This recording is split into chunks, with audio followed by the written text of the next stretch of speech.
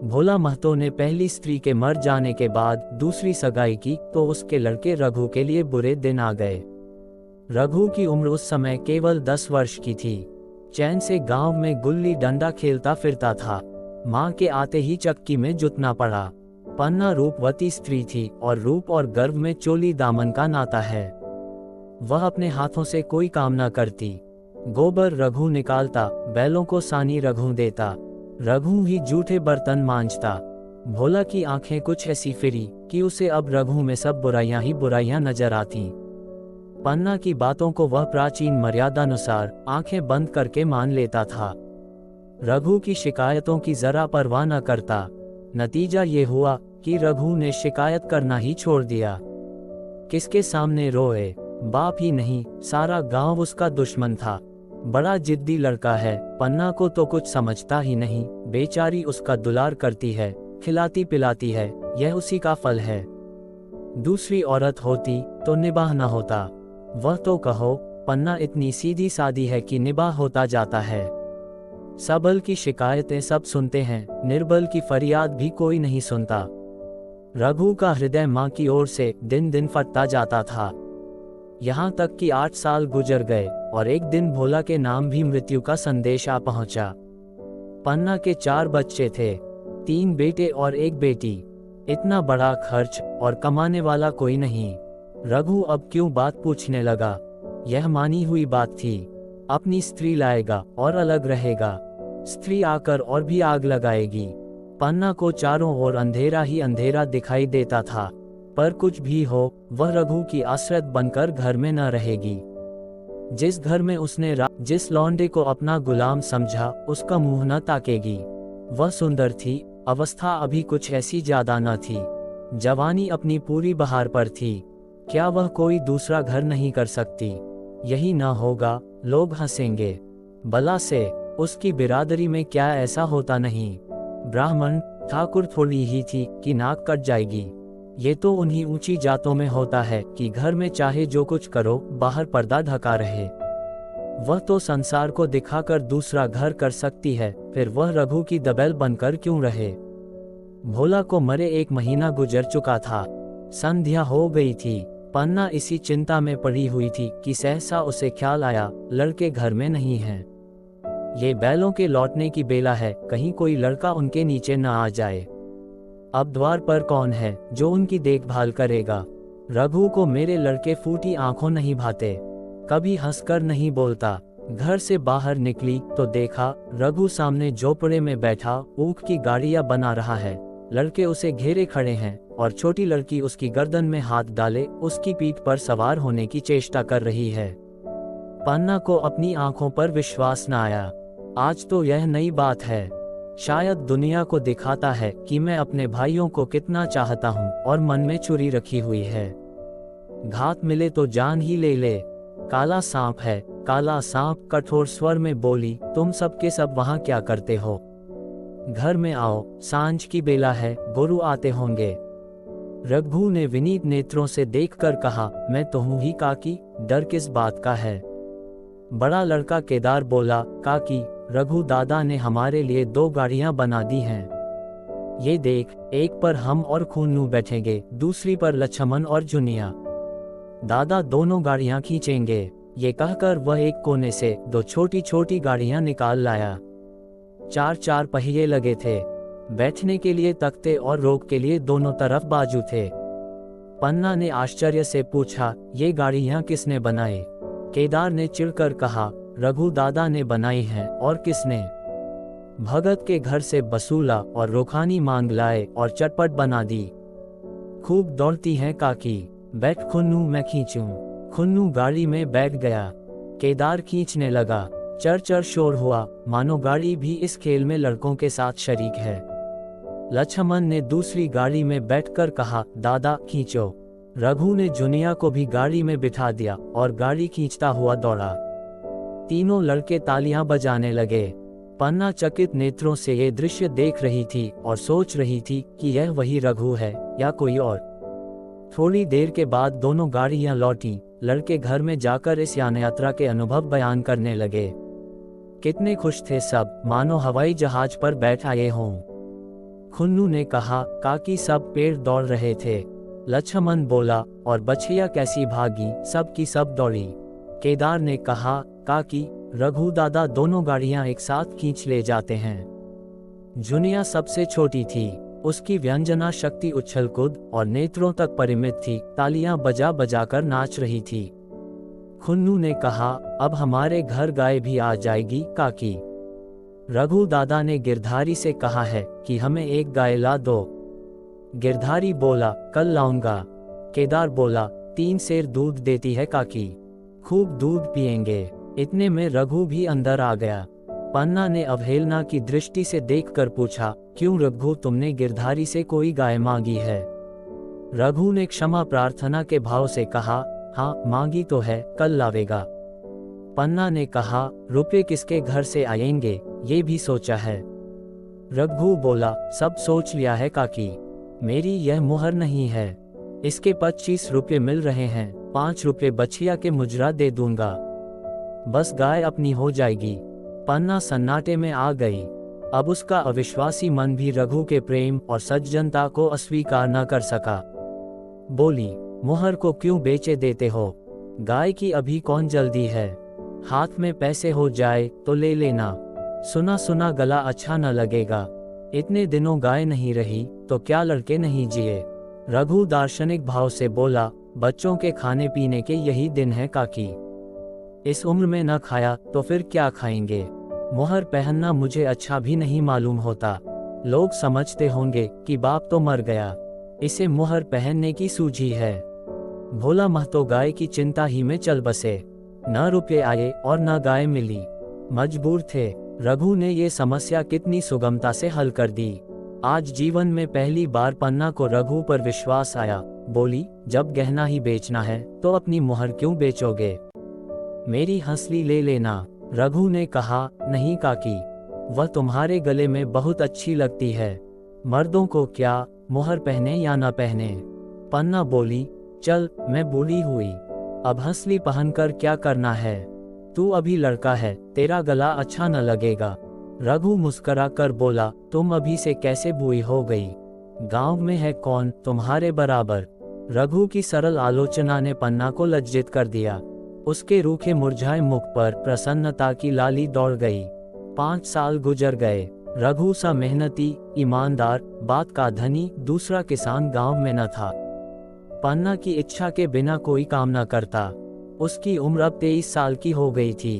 पन्ना बार बार कहती, भैया बहू को विदा करा लाओ, कब तक नहर में पड़ी रहेगी?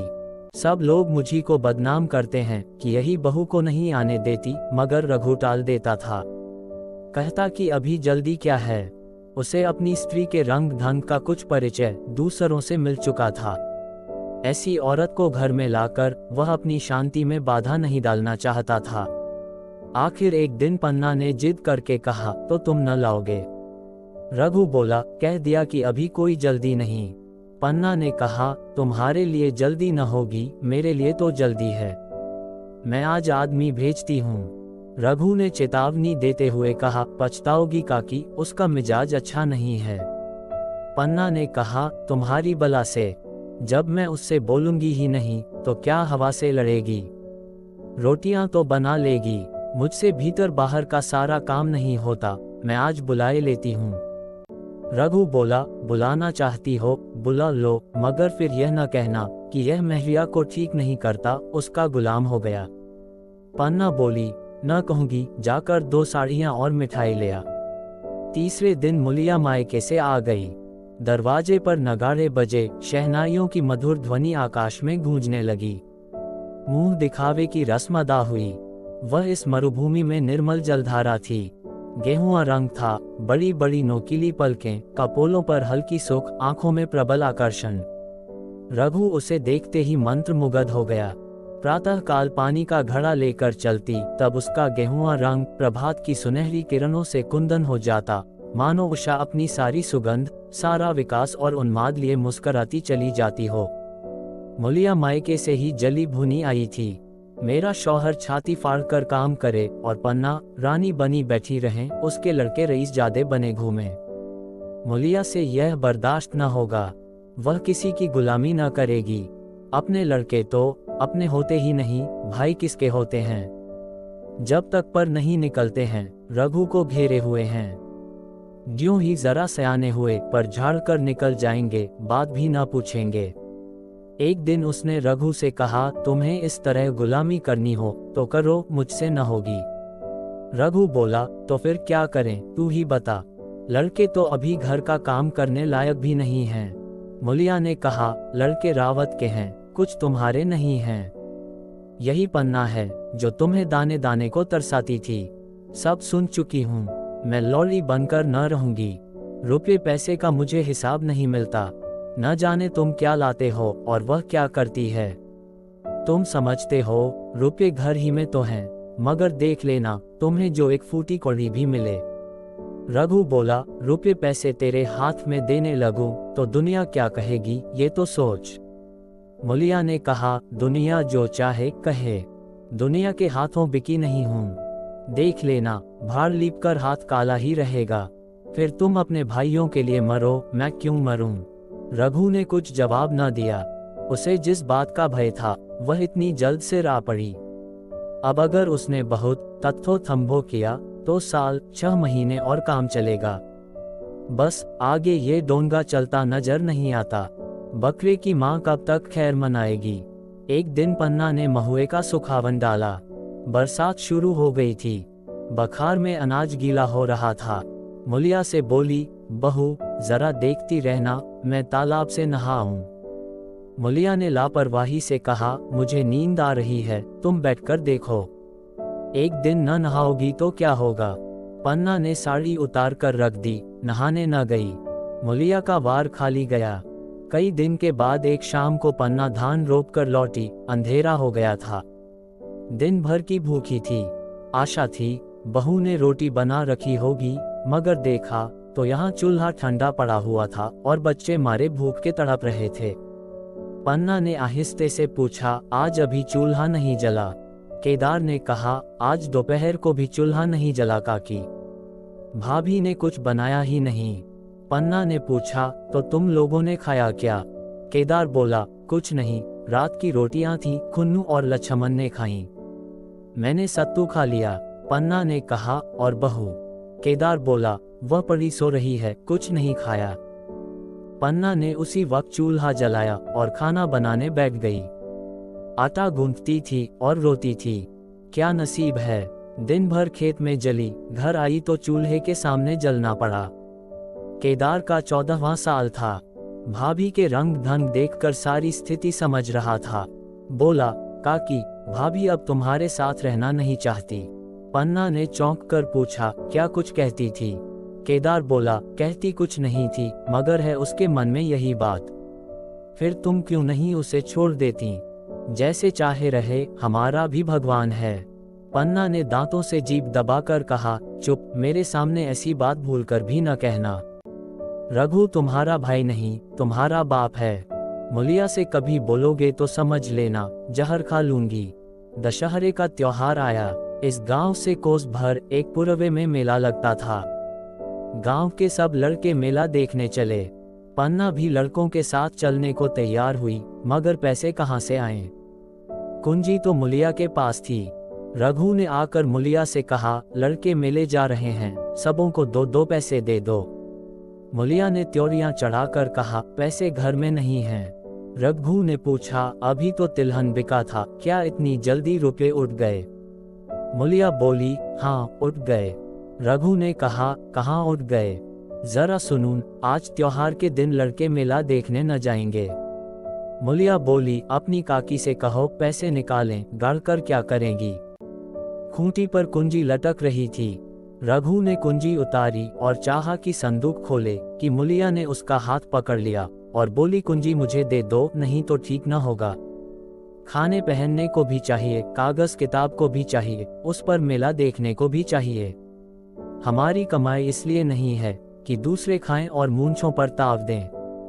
पन्ना ने रघु से कहा, भैया पैसे क्या होंगे? लड़के मेला देखने न जाएंगे। रघु ने झिड़क कर कहा, मेला देखने क्यों न जाएंगे? सारा गांव जा रहा है, हमारे ही लड़के न जाएंगे। ये कहकर रघु ने अपना हाथ छुड़ा लिया और पैसे निकालकर लड़कों को दे दिए, मगर कुंजी जब मुलिया को देने लगा तब उसने उसे आंगन में फेंक दिया और मुंह लपेट कर लेट गई। लड़के मेला देखने न गए। इसके बाद 2 दिन गुजर गए। मुलिया ने कुछ नहीं खाया और पन्ना भी भूखी रही। रघु कभी इसे मनाता कभी उसे, पर न यह उठती न वह। आखिर रघु ने हैरान होकर मुलिया से पूछा, कुछ मुंह से तो कह, चाहती क्या है? मुलिया ने धरती को संबोधित करके कहा, मैं कुछ नहीं चाहती, मुझे मेरे घर पहुंचा दो। रघु बोला, अच्छा उठ, बना खा, पहुंचा दूंगा। मुलिया ने रघु की ओर आंखें उठाई। रघु उसकी सूरत देखकर डर गया। वह माधुर्य, वह मोहकता, वह लावण्य गायब हो गया था। दांत निकल आए थे, आंखें फट गई थीं और नथुने फड़क रहे थे। अंगारे की सी लाल आंखों से देखकर बोली, अच्छा तो काकी ने ये सलाह दी है, यह मंत्र पढ़ाया है, तो यहाँ ऐसी कच्ची नहीं हूँ, तुम दोनों की छाती पर मूंग दलूंगी। हो किस फेर में? रघु ने कहा, अच्छा तो मूंग ही दल लेना, कुछ खा पी लेगी तभी तो मूंग दल सकेगी। मुलिया बोली, अब तो तभी मुंह में पानी डालूंगी जब घर अलग हो जाएगा। बहुत झेल चुकी, अब नहीं झेला जाता। रघु सन्नाटे में आ गया। 1 मिनट तक उसके मुंह से आवाज ही न निकली। अलग होने की उसने स्वप्न में भी कल्पना न की थी। उसने गांव में 2-4 परिवारों को अलग होते देखा था। वह खूब जानता था, रोटी के साथ लोगों के हृदय भी अलग हो जाते हैं, अपने हमेशा के लिए गैर हो जाते हैं, फिर उनमें वही नाता रह जाता है जो गांव के और आदमियों में। रघु ने मन में ठान लिया था कि इस विपत्ति को घर में न आने दूंगा, मगर होनहार के सामने उसकी एक न चली। मेरे मुंह में कालिख लगेगी, दुनिया यही कहेगी कि बाप के मर जाने पर 10 साल भी एक में निबाह न हो सका। फिर किससे अलग हो जाऊं? जिनको गोद में खिलाया, जिनको बच्चों की तरह पाला, जिनके लिए तरह तरह के कष्ट झेले, उन्हीं से अलग हो जाऊं। अपने प्यारों को घर से निकाल बाहर करूं। उसका गला फंस गया। कांपते हुए स्वर में बोला, तू क्या चाहती है कि मैं अपने भाइयों से अलग हो जाऊं? भला सोच तो, कहीं मुंह दिखाने लायक रहूंगा। मुलिया बोली, तो मेरा इन लोगों साथ निभाना होगा। रघु ने कहा, तो तू अलग हो जा, मुझे अपने साथ क्यों घसीटती है? मुलिया बोली, तो मुझे क्या तुम्हारे घर में मिठाई मिलती है? मेरे लिए क्या संसार में जगह नहीं है? रघु ने कहा, तेरी जैसी मर्जी, जहां चाहे रह, मैं अपने घर वालों से अलग नहीं हो सकता। जिस दिन इस घर में 2 चूल्हे जलेंगे, उस दिन मेरे कलेजे के 2 टुकड़े हो जाएंगे। मैं ये चोट नहीं सह सकता। तुझे जो तकलीफ हो वह मैं दूर कर सकता हूँ। माल असबाब की मालकिन तू है ही, अनाज पानी तेरे ही हाथ है, अब रह क्या गया है? अगर कुछ काम धंधा करना नहीं चाहती, मत कर। भगवान ने मुझे समाई दी होती तो मैं तुझे तिनका तक उठाने न देता। तेरे ये सुकुमार हाथ पांव मेहनत मजदूरी करने के लिए बनाए ही नहीं गए हैं, मगर क्या करूं, अपना कुछ बस ही नहीं है। फिर भी तेरा जी कोई काम करने को न चाहे, मत कर, मगर मुझसे अलग होने को न कह, तेरे पैरों पड़ता हूँ।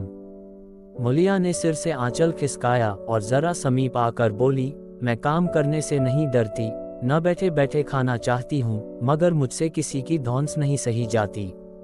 तुम्हारी ही काकी घर का काम काज करती हैं तो अपने लिए करती हैं, अपने बाल बच्चों के लिए करती हैं, मुझ पर कुछ एहसान नहीं करती, फिर मुझ पर धौंस क्यों जमाती हैं? उन्हें अपने बच्चे प्यारे होंगे, मुझे तो तुम्हारा आसरा है। मैं अपनी आंखों से यह नहीं देख सकती कि सारा घर तो चैन करे, जरा जरा से बच्चे तो दूध पिएं, और जिसके बलबूते पर गृहस्थी बनी हुई है वह मट्ठे को तरसे, कोई उसका पूछने वाला न हो। जरा अपना मुंह तो देखो, कैसी सूरत निकल आई है।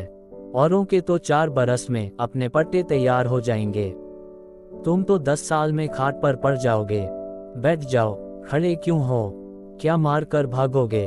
मैं तुम्हें जबरदस्ती न बांध लूंगी, या मालकिन का हुक्म नहीं है। सच कहूं, तुम बड़े काटकलेजी हो। मैं जानती, ऐसे निर्मोहिए से पाला पड़ेगा तो इस घर में भूल से न आती भी तो मन न लगाती, मगर अब तो मन तुमसे लग गया। घर भी जाऊं तो मन यहाँ ही रहेगा, और तुम जो हो मेरी बात नहीं पूछते। मुलिया की ये रसीली बातें रघु पर कोई असर न डाल सकीं। वह उसी रुखाई से बोला, मुलिया, मुझसे यह न होगा। अलग होने का ध्यान करते ही मेरा मन न जाने कैसा हो जाता है। ये चोट मुझसे न सही जाएगी। मुलिया ने परिहास करके कहा, तो चूड़ियां पहनकर अंदर बैठो न। लाओ मैं मूंछें लगा लूं। मैं तो समझती थी कि तुम में भी कुछ कसबल है, अब देखती हूँ तो निरे मिट्टी के लोंदे हो। पन्ना दालान में खड़ी दोनों की बातचीत सुन रही थी। अब उससे न रहा गया।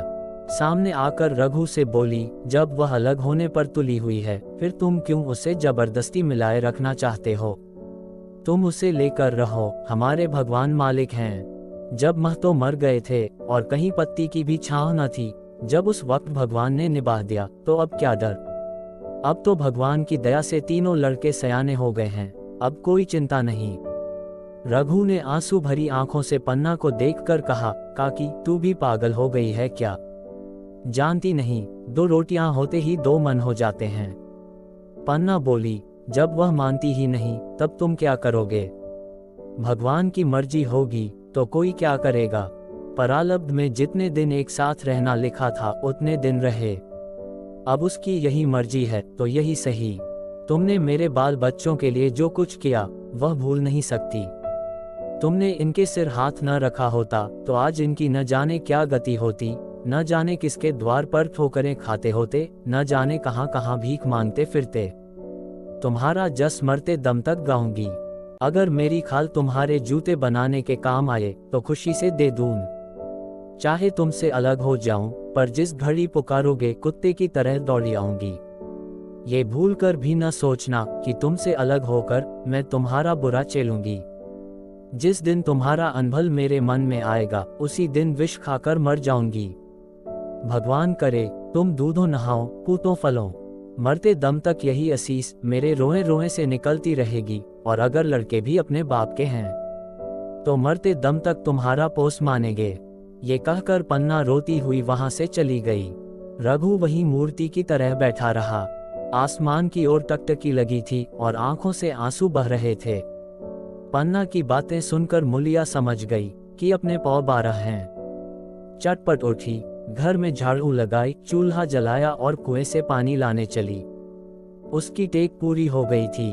गांव में स्त्रियों के 2 दल होते हैं, एक बहुओं का, दूसरा सासों का। बहुएं सलाह और सहानुभूति के लिए अपने दल में जाती हैं, सासें अपने में। दोनों की पंचायतें अलग होती हैं। मुलिया को कुएं पर 2-3 बहुएं मिल गई। एक ने पूछा, आज तो तुम्हारी बुढ़िया बहुत रो धो रही थी। मुलिया ने विजय के गर्व से कहा, इतने दिनों से घर की मालकिन बनी हुई हैं, राजपाट छोड़ते किसे अच्छा लगता है। बहन, मैं उनका बुरा नहीं चाहती, लेकिन एक आदमी की कमाई में कहां तक बरकत होगी। मेरे भी तो यही खाने पीने, पहनने ओढ़ने के दिन हैं। अभी उनके पीछे मरो, फिर बाल बच्चे हो जाए, उनके पीछे मरो, सारी जिंदगी रोते ही कट जाए।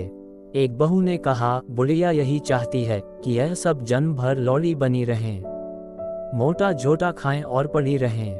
दूसरी बहू बोली, किस भरोसे पर कोई मरे, अपने लड़के तो बात नहीं पूछे, पराये लड़कों का क्या भरोसा। कल इनके हाथ पैर हो जाएंगे, फिर कौन पूछता है। अपनी अपनी महरियों का मुंह देखेंगे। पहले ही से फटकार देना अच्छा है, फिर तो कोई कलंक न होगा। मुलिया पानी लेकर गई, खाना बनाया और रघु से बोली, जाओ नहा आओ, रोटी तैयार है। मुलिया ने दोबारा कहा, क्या कहती हूँ, कुछ सुनाई देता है। रोटी तैयार है, जाओ नहा आओ। रघु बोला, सुन तो रहा हूँ, क्या बह रहा हूँ। रोटी तैयार है तो जाकर खा ले, मुझे भूख नहीं है। रघु ने मानो सुना ही नहीं, सिर पर हाथ रखकर द्वार की तरफ ताकता रहा। मुलिया ने फिर नहीं कहा। जाकर चूल्हा बुझा दिया, रोटियां उठाकर छींके पर रख दी और मुंह ढांक कर लेट गई। जरा देर में पन्ना आकर बोली, खाना तैयार है, नहा धोकर खा लो, बहू भी भूखी होगी। रघु ने झुंझलाकर कहा, काकी तू घर में रहने देगी कि मुंह में कालिख लगाकर कहीं निकल जाऊं। खाना तो खाना ही है, आज न खाऊंगा, कल खाऊंगा, लेकिन अभी मुझसे ना खाया जाएगा। केदार क्या अभी मदरसे से नहीं आया? पन्ना बोली, अभी तो नहीं आया, आता ही होगा। पन्ना समझ गई कि जब तक वह खाना बनाकर लड़कों को न खिलाएगी और खुद न खाएगी, रघु न खाएगा। इतना ही नहीं, उसे रघु से लड़ाई करनी पड़ेगी, उसे जली कटी सुनानी पड़ेगी।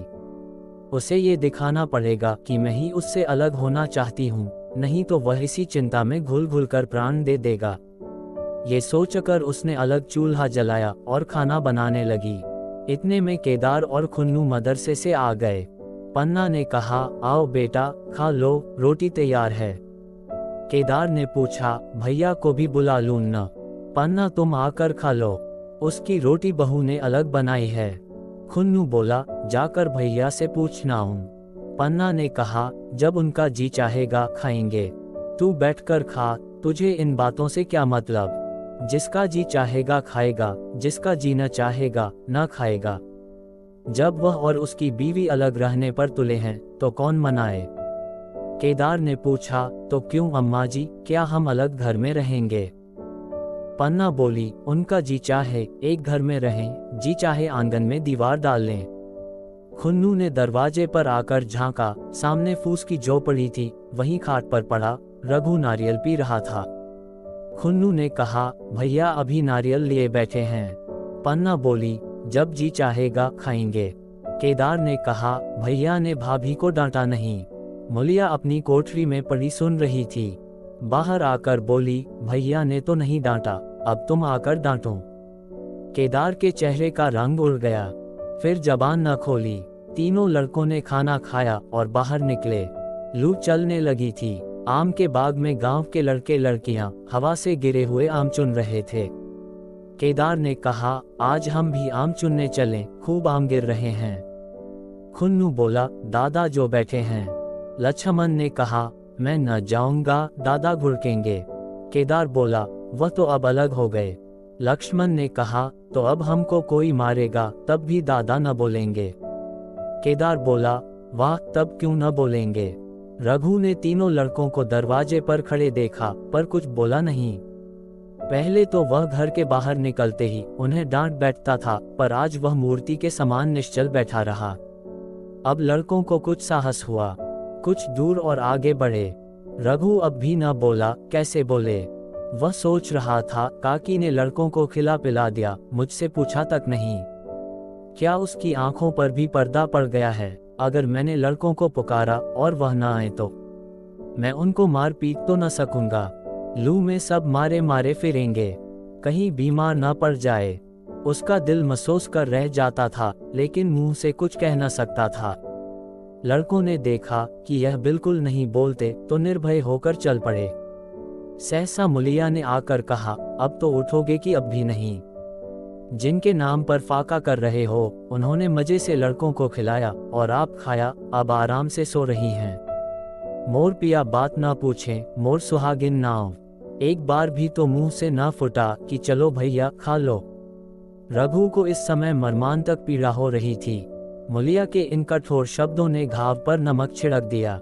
दुखित नेत्रों से देखकर बोला, तेरी जो मर्जी थी वही तो हुआ, अब जा, ढोल बजा। मुलिया ने कहा, नहीं, तुम्हारे लिए थाली परोसे बैठी हैं। रघु बोला, मुझे चिढ़ा मत, तेरे पीछे मैं भी बदनाम हो रहा हूँ। जब तू किसी की होकर नहीं रहना चाहती तो दूसरे को क्या गरज है जो तेरी खुशामद करे। जाकर काकी से पूछ, लड़के आम चुनने गए हैं, उन्हें पकड़ लाऊं। मुलिया अंगूठा दिखाकर बोली, ये जाता है, तुम्हें 100 बार गरज हो, जाकर पूछो। इतने में पन्ना भी भीतर से निकल आई। रघु ने पूछा, लड़के बगीचे में चले गए काकी, लू चल रही है। पन्ना बोली, अब उनका कौन 75 है? बगीचे में जाए, पेड़ पर चढ़ें, पानी में डूबें, मैं अकेली क्या क्या करूं? रघु ने कहा, जाकर पकड़ लाऊं। पन्ना बोली, जब तुम्हें अपने मन से नहीं जाना है तो फिर मैं जाने को क्यों कहूं? तुम्हें रोकना होता तो रोक न देते, तुम्हारे सामने ही तो गए होंगे। पन्ना की बात पूरी भी न हुई थी कि रघु ने नारियल कोने में रख दिया और बाग की तरफ चला। रघु लड़कों को लेकर बाग से लौटा तो देखा मुलिया अभी तक झोपड़े में खड़ी है। बोला, तू जाकर खा क्यों नहीं लेती? मुझे तो इस बेला भूख नहीं है। मुलिया उठकर बोली, हाँ, भूख क्यों लगेगी? भाइयों ने खाया, वह तुम्हारे पेट में पहुंच ही गया होगा। रघु ने दांत पीस कर कहा, मुझे जला मत मुलिया, नहीं तो अच्छा ना होगा। खाना कहीं भागा नहीं जाता। एक बेला न खाऊंगा तो मर न जाऊंगा। क्या तू समझती है, घर में आज कोई छोटी बात हो गई है। तूने घर में चूल्हा नहीं जलाया, मेरे कलेजे में आग लगाई है। मुझे घमंड था कि और चाहे कुछ हो जाए पर मेरे घर में फुट का रोग न आने पाएगा, पर तूने मेरा घमंड चूर कर दिया। परालब्ध की बात है। मुलिया तिनक कर बोली, सारा मोह छोह तुम ही को है कि और किसी को है। मैं तो किसी को तुम्हारी तरह बिसुरते नहीं देखती। रघु ने ठंडी सांस खींचकर कहा, मुलिया घाव पर नोन न छिड़क। तेरे ही कारण मेरी पीठ में धूल लग रही है। मुझे इस गृहस्थी का मोह न होगा तो किसे होगा। मैंने ही तो इसे मर मर जोड़ा। जिनको गोद में खिलाया वहीं अब मेरे पट्टीदार होंगे। जिन बच्चों को मैं डांटता था उन्हें आज कड़ी आंखों से भी नहीं देख सकता। मैं उनके भले के लिए भी कोई बात करूं तो दुनिया यही कहेगी कि यह अपने भाइयों को लूटे लेता है। जा मुझे छोड़ दे, अभी मुझसे कुछ ना खाया जाएगा। मुलिया बोली, मैं कसम रखा दूंगी, नहीं चुपके से चले चलो। रघु ने कहा, देख अब भी कुछ नहीं बिगड़ा है, अपना हट छोड़ दे। मुलिया बोली, हमारा ही लहू पिए जो खाने न उठे। रघु ने कानों पर हाथ रखकर कहा, ये तूने क्या किया मुलिया। मैं तो उठ ही रहा था, चल खा लें। नहाने धोने कौन जाए, लेकिन इतना कहे देता हूँ कि चाहे 4 की जगह 6 रोटियां खा जाऊं, चाहे तू मुझे घी के मटके ही में डुबा दे, पर ये दाग मेरे दिल से न मिटेगा। मुलिया बोली, दाग साग सब मिट जाएगा। पहले सबको ऐसा ही लगता है। देखते नहीं हो उधर कैसी चैन की वंशी बज रही है। वह तो मना ही रही थी कि किसी तरह ये सब अलग हो जाए। अब वह पहले की सी चांदी तो नहीं है कि जो कुछ घर में आवे सब गायब। अब क्यों हमारे साथ रहने लगी। रघु ने आहत स्वर में कहा, इसी बात का तो मुझे गम है। काकी से मुझे ऐसी आशा न थी। रघु खाने बैठा तो कौर विष के घूंट सा लगता था। जान पड़ता था रोटियां भूसे की हैं, दाल पानी सी लगती। पानी कंठ के नीचे न उतरता था, दूध की तरफ देखा तक नहीं। 2-4 ग्रास खाकर उठाया जैसे किसी प्रियजन के श्राद्ध का भोजन हो। रात का भोजन भी उसने इसी तरह किया। भोजन क्या किया, कसम पूरी की। रात भर उसका चित्त उद्विग्न रहा। एक अज्ञात शंका उसके मन पर छाई हुई थी, जैसे भोला महतो द्वार पर बैठा रो रहा हो। वह कई बार चौंक कर उठा। ऐसा जान पड़ा भोला उसकी ओर तिरस्कार की आंखों से देख रहा है। वह दोनों जुन भोजन करता था, पर जैसे शत्रु के घर। भोला की शोकमग्न मूर्ति आंखों से न उतरती थी। रात को उसे नींद न आती। वह गांव में निकलता तो इस तरह मुंह चुराए, सिर झुकाए, मानो गोहत्या की हो। 5 साल गुजर गए। रघु अब 2 लड़कों का बाप था। आंगन में दीवार खींच गई थी, खेतों में मेढ़ें डाल दी गई थी और बैल बछिए बांट लिए गए थे। केदार की उम्र अब 19 की हो गई थी। उसने पढ़ना छोड़ दिया था और खेती का काम करता था। खुन्नू गाय चराता था। केवल लक्ष्मण अब तक मदर से जाता था। पन्ना और मूलिया दोनों एक दूसरे की सूरत से जलती थीं। मूलिया के दोनों लड़के बहुधा पन्ना ही के पास रहते। वहीं उन्हें उपटन मलती, वही काजल लगाती, वही गोद में लिए फिरती, मगर मूलिया के मुंह से अनुग्रह का एक शब्द भी न निकलता। न पन्ना ही इसकी इच्छुक थी। वह जो कुछ करती निज भाव से करती थी। उसके 2 लड़के अब कमाओ हो गए थे। लड़की खाना पका लेती थी, वह खुद ऊपर का काम काज कर लेती। इसके विरुद्ध रघु अपने घर का अकेला था, वह भी दुर्बल, अशक्त और जवानी में बुढ़ा। अभी आयु 30 वर्ष से अधिक न थी, लेकिन बाल खिचड़ी हो गए थे। कमर भी झुक चली थी। खांसी ने जीर्ण कर रखा था। देखकर दया आती थी। और खेती पसीने की वस्तु है। खेती की जैसी सेवा होनी चाहिए वह उससे न हो पाती। फिर अच्छी फसल कहाँ से आती। कुछ ऋण भी हो गया था। वह चिंता और भी मारे डालती थी। चाहिए तो ये था कि अब उसे कुछ आराम मिलता।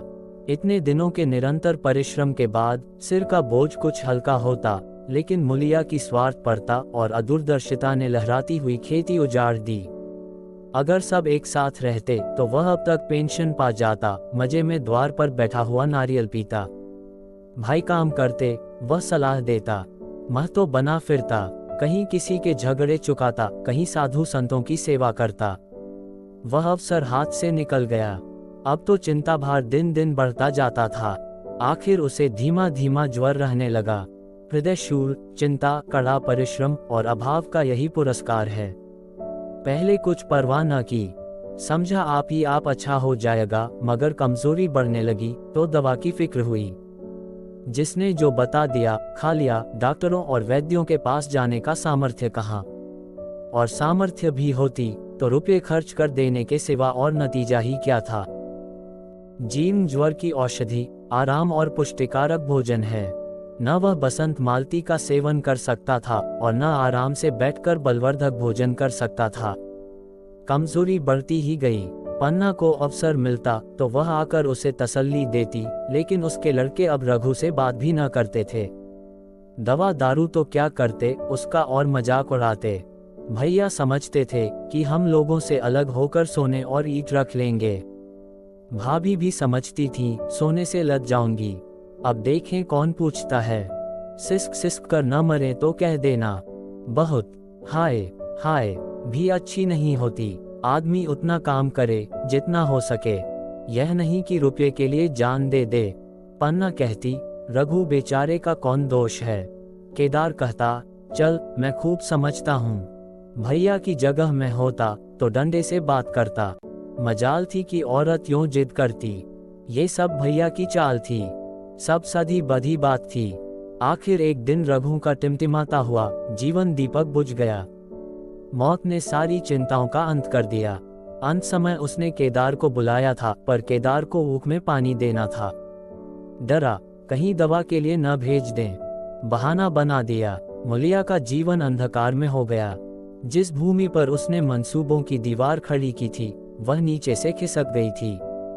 जिस खूंटे के बल पर वह उछल रही थी वह उखड़ गया था।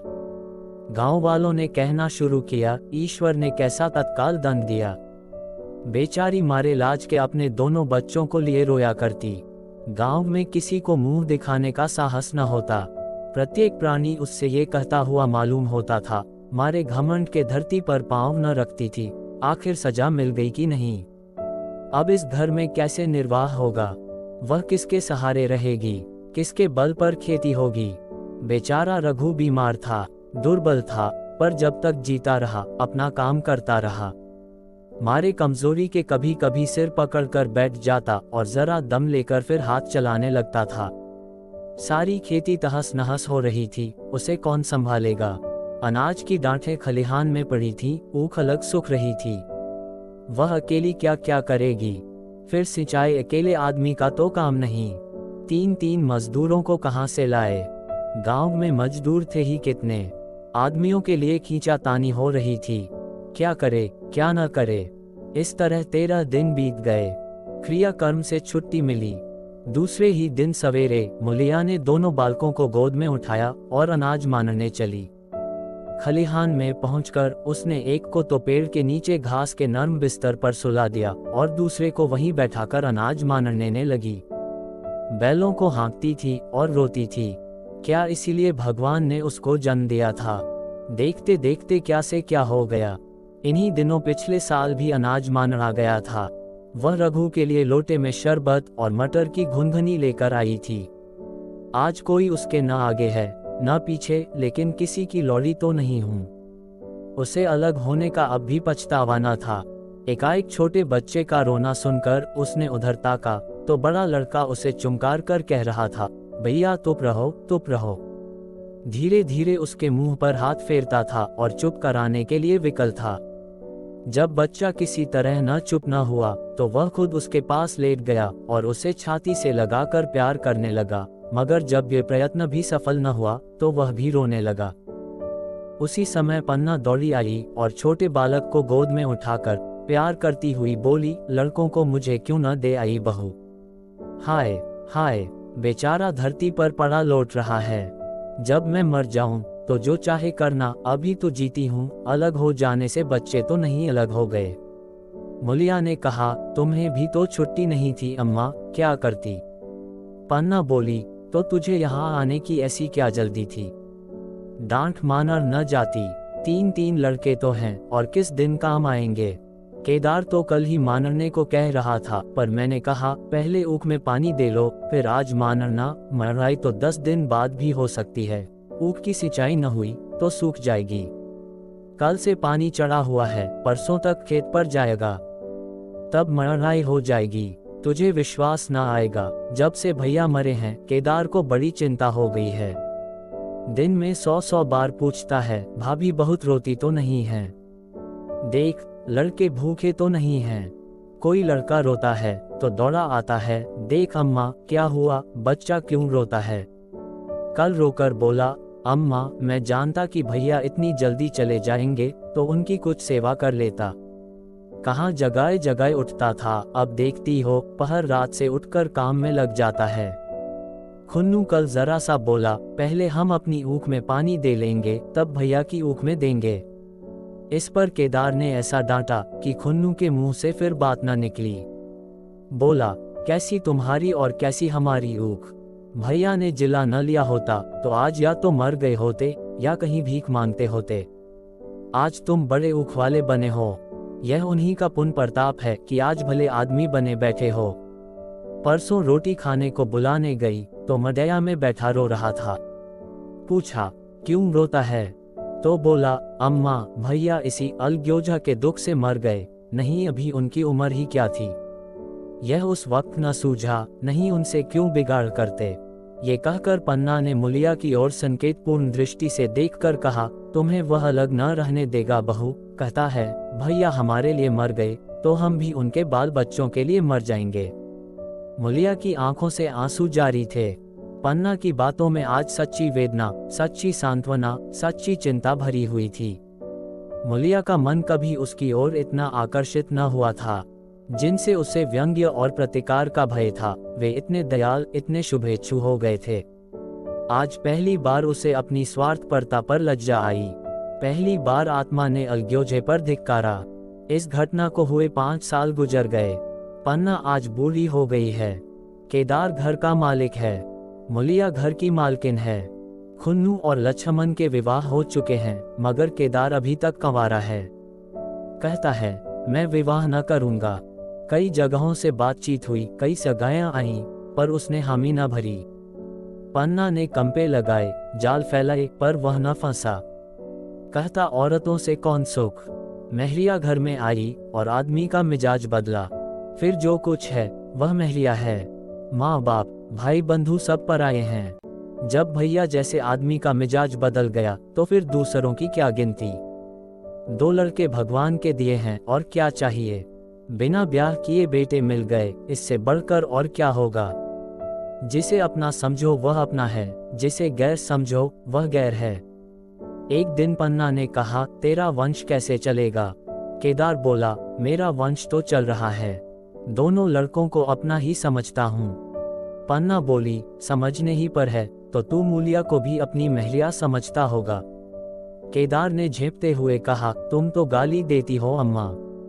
पन्ना बोली, गाली कैसी, तेरी भाभी ही तो है। केदार ने कहा, मेरे जैसे लट गवार को वह क्यों पूछने लगी। पन्ना बोली, तू करने को कह तो मैं उससे पूछूं।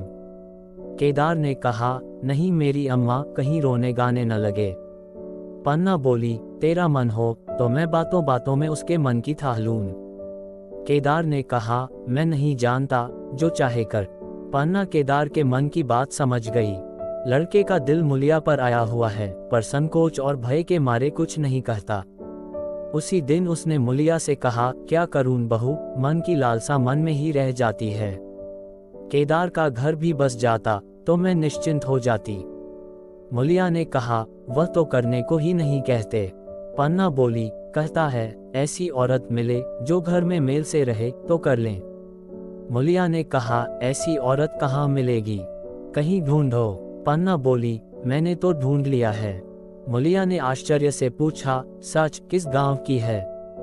पन्ना ने कहा, अभी ना बताऊंगी, मैं ये जानती हूँ कि उससे केदार की सगाई हो जाए तो घर बन जाए और केदार की जिंदगी भी सफल हो जाए।